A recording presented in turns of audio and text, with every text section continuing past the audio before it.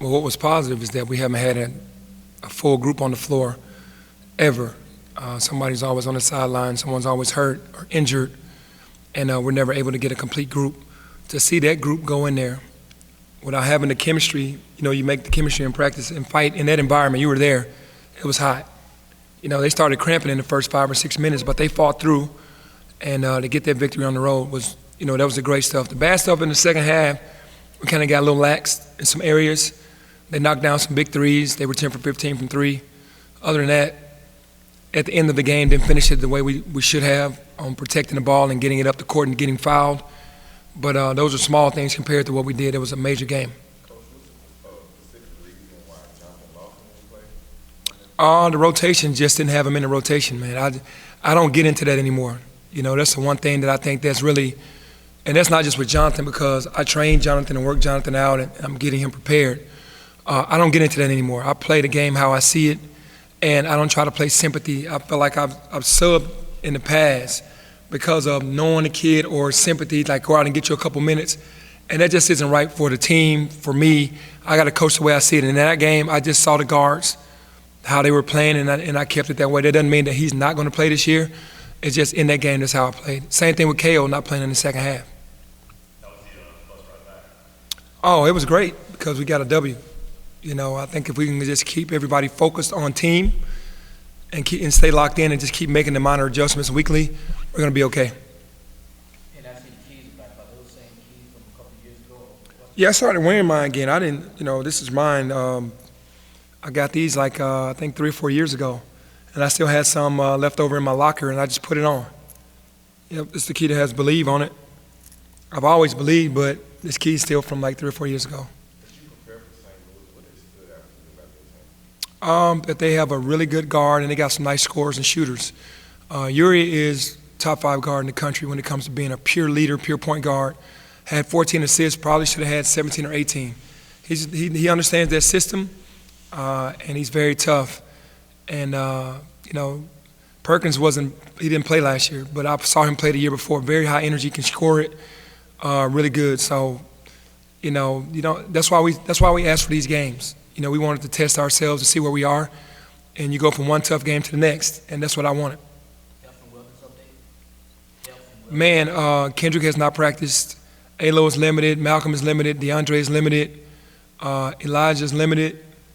Keontae with a wrist. That's been going on forever. And then you got Tadarius Jacobs on the sideline injured. Connor Glennon injured. Ian is injured.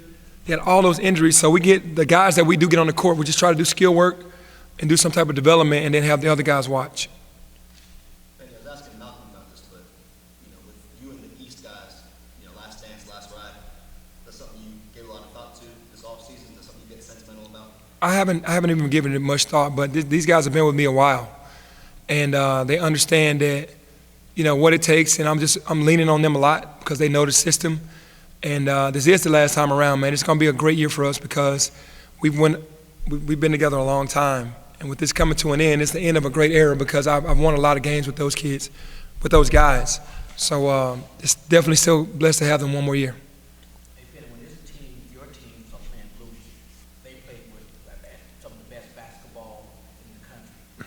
What is it going to take for them to lose 4-4? I think the biggest thing is never let negativity come from the outside to get in your head about a teammate, about a coaching staff, about our culture. I think if you could just stay solid with your brothers and with the family inside of this building, I think everything else will take care of itself because we're teaching well enough. They're being receptive. They're a very close unit. Just got to stay together. We stay together, man. We can accomplish anything.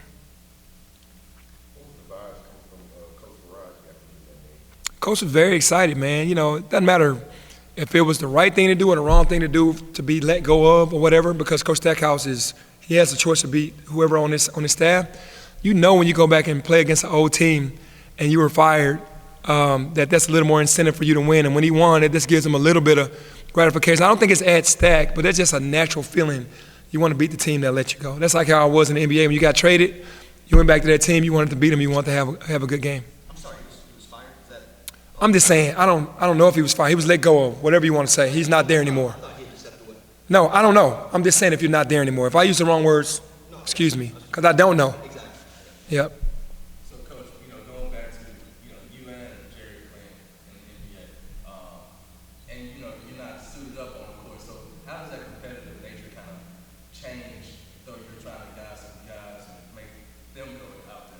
Yeah, the competitive nature never leaves. It's just you're not out there. But what burns in you still burns, and that's how you teach your teams. And I have a lot of respect for Jerry. He's won, the G League title, and now he's building. He's just like me. He's building his brand and his team and his culture, and he's done a phenomenal job. But he has those guys competing because it's just in us. Same way with my guys. When you played at the highest level and you got there had to be something in you to get you there. So we're just giving that knowledge to our team. Penny, Jerry said that, I think you and him had talked about a mid-season tournament with former NBA stars and head coaches. Mm-hmm. What was that conversation like, and why did it not gain traction, do you think? Yeah, I went to Jerry and said, hey, man, would you like to play us, Georgetown and Michigan in a game, the former athletes in a game? And I talked to Pat about it. I talked to Juwan about it, and it just never came together. But I would love to get that done. Would you think that would be a good supplement with the series with Tennessee? That would be. I think so. I mean, nothing can replace Tennessee as far as from the in-state rivalry. The Vanderbilt rivalry is great, but Tennessee and Memphis is just deeper. And but you can definitely have supplemented a little bit with Michigan, Vanderbilt, ourselves, and Georgetown. We're just off the calendar again. He was asked about St. Louis's guard, and his quote was, "No disrespect to them, all that, and Monday, you know what he fought through, and the way he still controlled the game and whatnot. Was that really almost a wake-up call? I know you played against him for a while, but to see it on your side, the way that he controlled that game, knowing what he fought through, was that kind of like a..." Well, I saw it back in June. He twisted his ankle really badly. He took a jump shot. Elijah McCadden contested, and he came down on his foot. I thought he was going to be out a month. He came back in like a week. Following week, had a similar thing happen. Same ankle, out. I think he's going to be out a couple weeks. He was only out like maybe 8 days.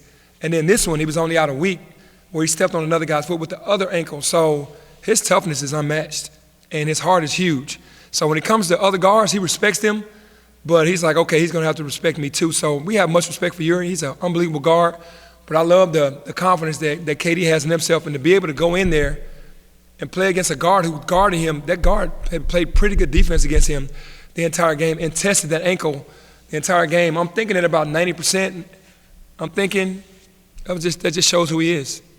The Mario update, I know you said 3 days or 3 weeks. No update yet, man.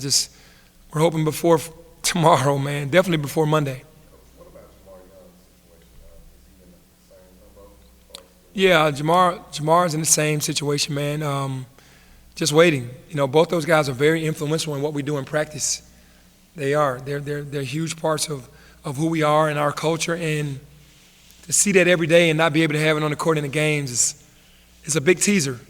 But the guys are holding them up while they're out. Do you feel like you're still experimenting with the starting five, or do you feel like you got the five? No, I feel like I have the five. I mean, the way that they fought, that's all you want, man. You want that group that went out there and started, and the guys that came off the bench. They just fought. But the starting group, they showed me something in that environment. Penny, I know you're still playing the waiting game, but is there confidence that Mario will be cleared by November 20th, the home opener? Yeah, I'm gonna speak it into existence, honestly. I know that, with everything that's happening to him, with the mental health side, that, the things that he had to go through with deaths in the family, and, we'll see how that goes. Thank you.